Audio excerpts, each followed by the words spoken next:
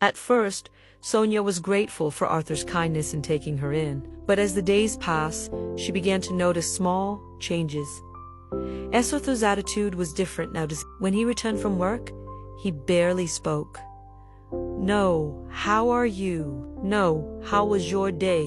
He would walk past her quietly, his face tired, his steps heavy. She wondered if she had done something wrong. She also noticed that Arthur no longer touched the food she prepared. Back home, her mother had told her, "Cook for him. Show gratitude.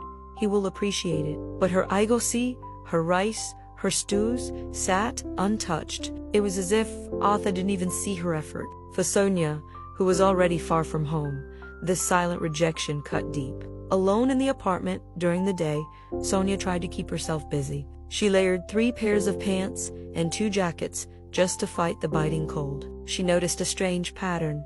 When Arthur was home, the apartment was warm, comfortable, but when he left, the heat seemed to vanish, leaving her shivering to the point where she could barely breathe. She didn't understand.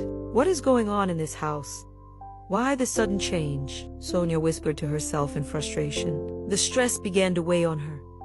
One night, she called her parents back home. As soon as she heard her mother's voice, her tears spilled over. "Mamongi, vou rentrer. I want to come back home," she sobbed. She prayed out loud on the phone, asking God to give her strength.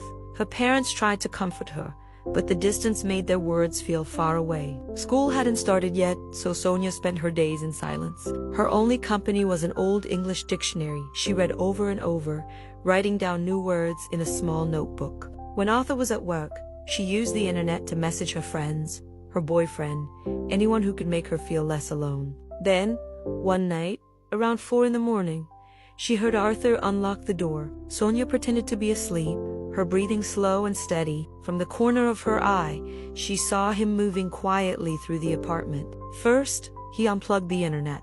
Then he walked into a small corner of the living room. Sonia heard a click, a soft hum, and then warmth filled the air. Her eyes widened in the dark.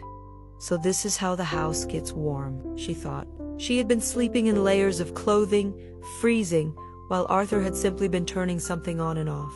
Within minutes, she removed her extra pants and jackets, her body finally able to rest. In the morning, Arthur was gone again. The apartment was a scald.